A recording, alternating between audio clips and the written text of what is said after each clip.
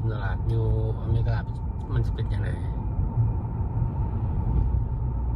บนทางก็จะประมาณนี้ให้ขอบทางอันนี้มวยในเมืองเด้อนี่ซ่านเมืองหรือว่านอกเมืองนั่นนี่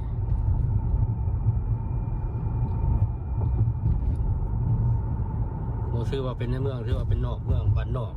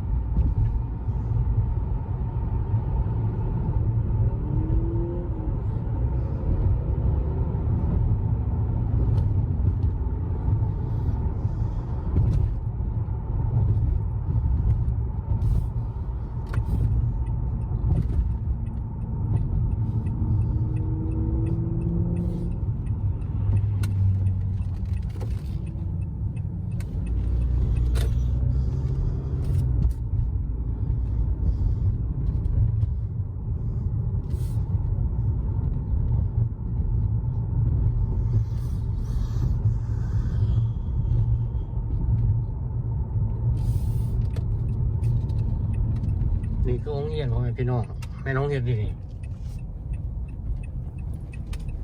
นี่รถคันนี้ก็มาจากเทนเนสซี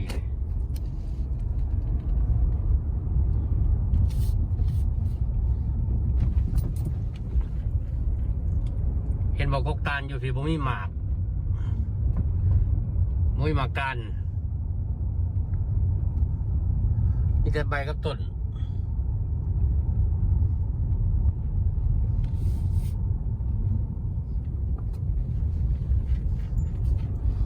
ถนนหนทางตามบ้านนอกเขาเจ้าก็จะเป็นประมาณนี้พ่อแม่พี่น้องนี่จะรถจอดตามแคมทาง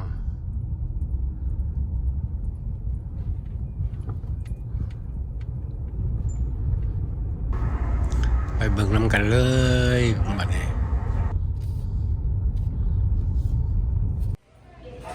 ตอนนี้ภาพพ่อแม่พี่น้องมาซื้ออาหารการกินตลาดก็ประมาณนี้ที่เห็นนี่มีเบิร์ดทุกอย่าง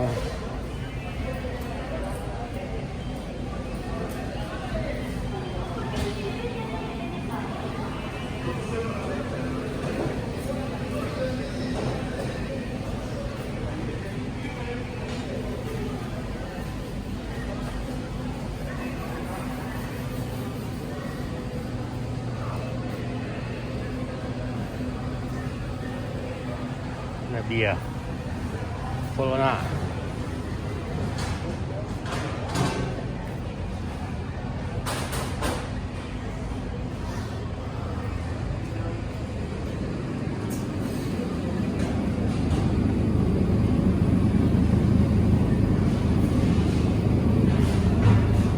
ตอน10ตอนนึงก็14 ดอล10 ตอนนึงผมเห็นพี่น้องบด11 ดอลเจ้าที่ใส่ลงไปประมาณนี้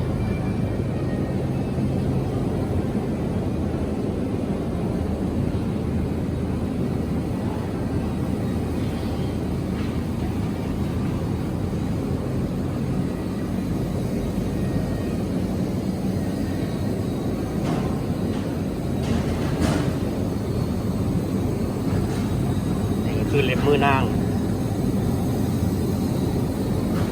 เจอไก่เราก็สุดท้ายเป็นแพ็คไปประมาณอย่างสี่หมูพ่อแม่พี่น้องนี่หมักโม่ด้วยนี่ย่ามหมักโม่ย่ามเนี่ยโอ้บักนาวร้ายขนาดเลยเนี่ย หนาวกันประมาณนี้ปากหลังเอกซีเมนต์เป็นพักเป็นหมากไม้นี่มะพร้าวหาวหน่วยหนึ่ง$2.29พี่น้องตัวนี้มะพร้าวขนาดหน่วยหนึ่ง$3ปลาย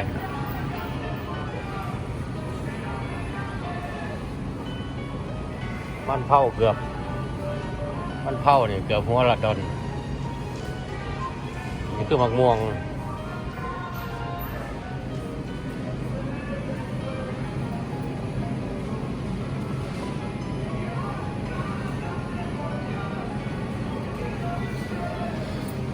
โอ้มะพร้าวโคโคนัสมะพร้าวเผาพ่อแม่พี่น้องเอาจากหน่วยมากินก่อน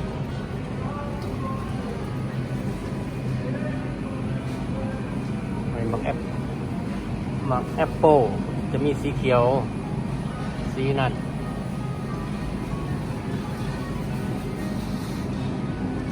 แล้วก็สีนี่แอปเปิลมีหลายชนิดเนี่ยเกี่ยงเอาหมากมังกรนี่โลนึง$15เนี่ย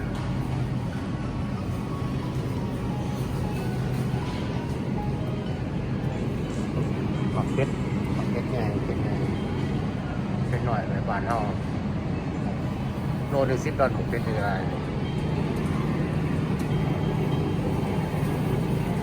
นี่ก็ไม่ทิ้งนี่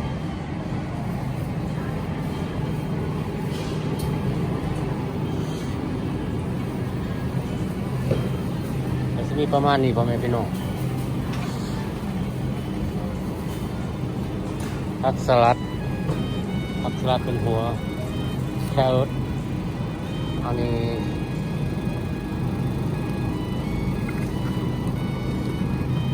ผักตั้งสายบ่เนี่ยตั้งสาย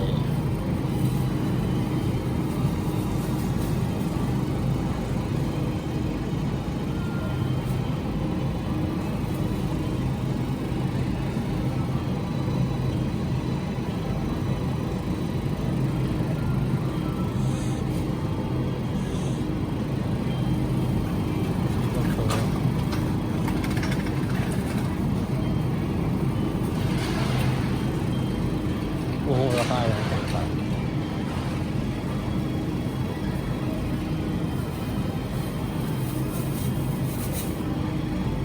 มีต้นหนึ่ง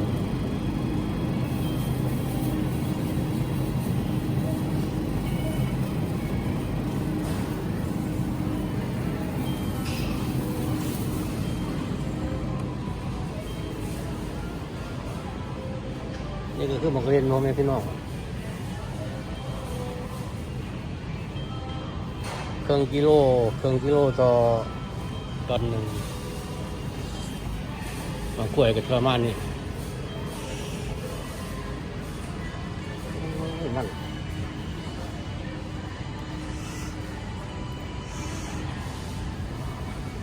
เพราะเขากลัว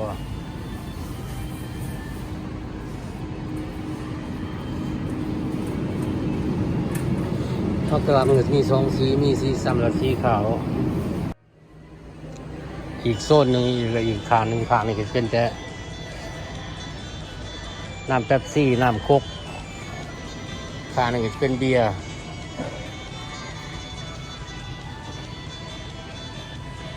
ทุกยี่ห้อของเบียร์ก็ประมาณนี้บัดไวเซอร์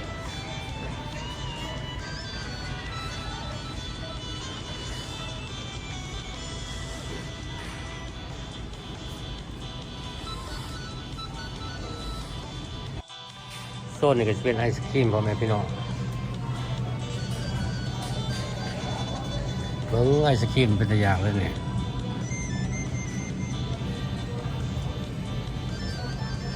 เป็นประมาณนี้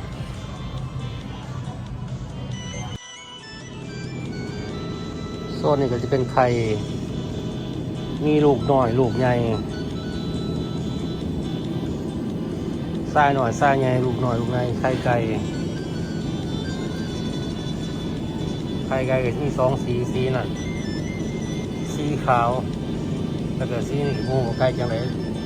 ไข่ออกมาเป็น2 สี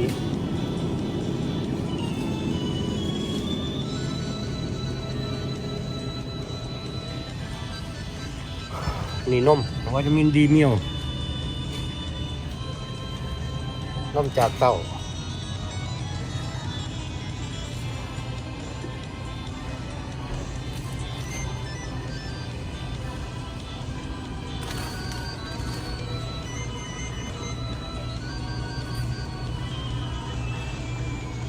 คอฟฟี่เมด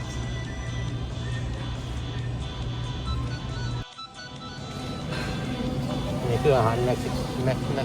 กซิกันอาหารสำเร็จรูปแบบประมาณนี้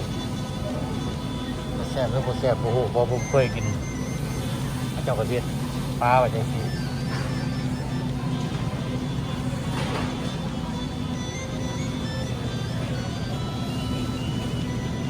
ยำสลัด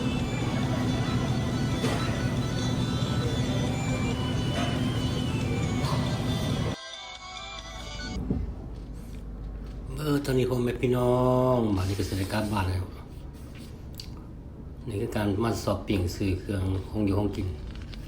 เพื่อไว้กินในช่วงโควิดพบกันเอาในคลิปหน้าแล้วพี่น้องผมเป็นพี่น้องหากว่ามักฝากกดไลค์กดแชร์กดติดตามเด้อผมเป็นพี่น้องเพื่อจะได้เห็นคลิปต่างๆให้เบิ่งให้ชมกันอีกบางที่พวกคนอยู่ทางบ้านนอนยังบ่เห็นแบบนี้อยากให้เห็นนำกัน